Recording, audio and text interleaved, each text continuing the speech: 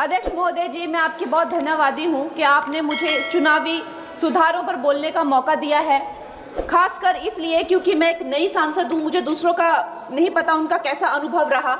लेकिन पिछला ये 1 साल मेरे लिए खासकर विपक्ष से रिलेटेड जो है बहुत ही ज़्यादा चिंताजनक रहा है, एक तरह से ट्रॉमेटिक मैं इसे कह सकती हूँ। हर दिन इन्होंने यहाँ पे तमाशा किया है, हमारा दिल दहल जाता था इनको देखकर। एसआईआर ये वेल में उतर जाते थे। यहाँ पर इन लोगों ने डराना, धमकाना, धक्का मुक्की, ऐसा कोई इन्होंने किसी तरह की कोई बदतमीजी नहीं है जो एक भी दिन इन्होंने संसद भवन चलने नहीं दिया। हम जनता के प्रतिनिधि हैं, हम यहाँ पर उनकी आवाज लेकर आते हैं, हम कुछ सीखने आते हैं, हम नए सांसद हैं। इन्होंने संसद अगर पिछले 2-3 दिन को छोड़ा जाए तो साल पर शायद ही थोड़ा चलने दिया है। एसआईआर कर करके इन्होंने यहाँ पे तमाशे किए।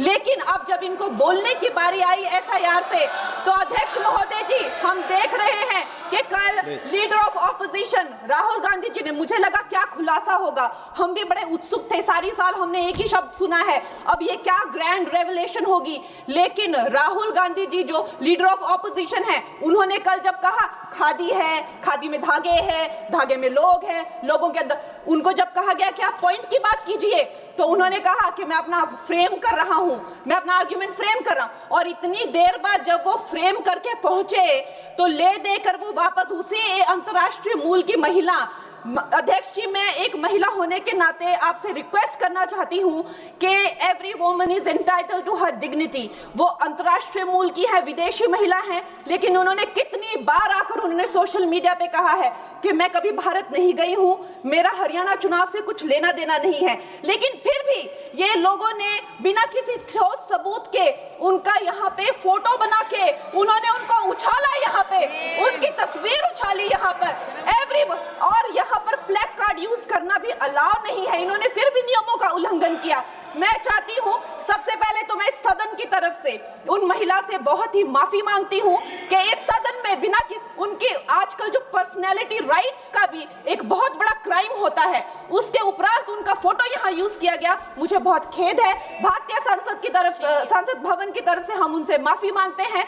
और ये देखिए, महिलाओं का हमेशा ये अपमान करते हैं, लेकिन हमारे प्रधानमंत्री चाहे बेटी बचाओ बेटी पढ़ाओ हो, महिलाओं को शौचालय देने से लेकर, महिलाओं को गैस देने से लेकर, महिलाओं को जो है वो छात्रवृत्ति, न जाने कितनी ऐसी योजनाएं हैं। कांग्रेस वालों, शायद तुम लोग ये समझ नहीं पा रहे हो, ईवीएम्स हैक नहीं करते हैं प्रधानमंत्री लोगों के दिलों को हैक करते हैं।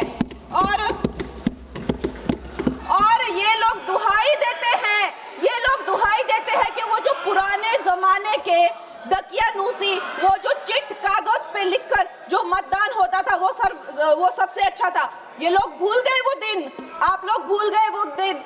इंदिरा गांधी वर्सेस राज नारायण का केस, उसको जो है इतिहास में The case that shook the nation के नाम से जाना जाता है। उस पर मैंने एक फिल्म भी बनाई हुई है। वोट चोरी और वोटों की धांधली के लिए एक प्रधानमंत्री पे एक साधारण से नेता ने केस किया था और उस धांधली में वो पकड़ी गई थी। हर उनका जो आरोप है उसमें सच सिद्ध किया गया था और रातों रात उनको कुर्सी छोड़ने के लिए कहा गया था और रातों रात जो है उनको ये आदेश दिया गया था कि आगे इतने सालों तक आप कभी जो है वो चुनाव लड़ नहीं सकते। ये धांधलियां इन्होंने करी हुई हैं और ये जो है उस टाइम के बैलेट बॉक्सों को उठाकर ले जाते थे ये लोग, और आज कहते हैं कि इनको ईवीएम्स जो है वो हैक हो जाते हैं। अध्यक्ष महोदय जी, मैं इनको याद दिलाना चाहती हूँ, प्रियंका गांधी जी कहती हैं कि छोड़ो पुरानी बातें, हम पुरानी बातें नहीं करेंगे, हम पुराने लोगों के बारे में नहीं बोलेंगे। तो मैं ये जानना चाहती हूँ कि आपकी जो माता जी हैं वो तो आपकी अध्यक्ष है और इस वक्त की वो अध्यक्ष है। उनकी जो है, आप देखिए, जब उनकी नागरिकता नहीं थी, जब उनके पास 1983 में नागरिकता आई, उसके कितने साल पहले से वो वोट देती आ रही हैं। तो ये जो इनका जो परिवार है, एंटाइटलमेंट से जो ग्रस्त ये इनका परिवार है, ये प्रियंका गांधी जी को भी याद रखना चाहिए। चाहे आपका भूतकाल हो, चाहे आपका वर्तमान हो, आप सब लोग, चाहे ईवीएम हो या चाहे कागज पे लिखा हो, जब आप लोगों के चरित्र में जो है किसी तरह की मर्यादा नहीं है, आप लोगों ने कभी भी इस देश का, यहाँ की कानून व्यवस्था का, संविधान का कभी आप लोगों ने सम्मान नहीं किया हुआ है।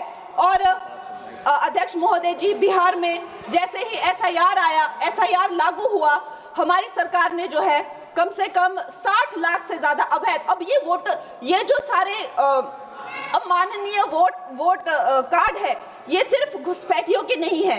कुछ ऐसे लोग हैं जो माइग्रेट हो गए हैं, कुछ ऐसे भी लोग हैं जो इस दुनिया में है ही नहीं।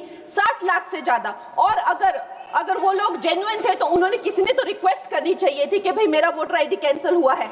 उसके उपरांत जो है 21 नए वोटर आईडी जो है उन्होंने दिए हैं। और इस तरह का एक माहौल बना बिहार में कि आज तक की सबसे ज्यादा वोटिंग जो है 67% वोटिंग हुई। नागरिकों में ये उत्साह जगा कि जो है इस तरह की जो क्लेंजिंग प्रोसेस है वो होना चाहिए। मैं एक देशभक्त होने के नाते अध्यक्ष महोदय जी, मैं ये प्रपोज करना चाहती हूँ कि हमारे देश में जो है हमेशा महीने 2 महीने बाद हमारे जो शीर्ष नेतृत्व हो गए, सारे अधिकारी हो गए, हमारे जितने भी रिसोर्सेज हैं, हम लोग उनको हर महीने 2 महीने में इलेक्शंस में जो है पुश कर देते हैं। इससे हमारे देश का बहुत ही भारी नुकसान होता है। और मैं ये चाहूंगी कि 1 नेशन 1 इलेक्शन, जो नरेंद्र मोदी प्रधानमंत्री जी जो कहते हैं कि एक वोटिंग जो है डेमोक्रेसी के उत्सव के रूप में, जैसे कि दिवाली होती है, होली होती है, उस रूप में मनाया जाए। क्योंकि ये सिर्फ सरकार का ही नुकसान नहीं है, 10,000 करोड़ से ज्यादा का जो नुकसान होता है सिर्फ वही नहीं है, लेकिन मुझे लगता है कि धीरे धीरे हमारे जो नागरिक भी है उनमें जो वोटिंग फटीक है, बार बार उन्हें जागरूक करना, बार बार कई जगहों से जहां वो काम करते हैं वहां से उनको ट्रैवल करके अपने नेटिव प्लेसेस पे आना और बार बार मार्केटिंग करके, it is exhausting for the whole ecosystem.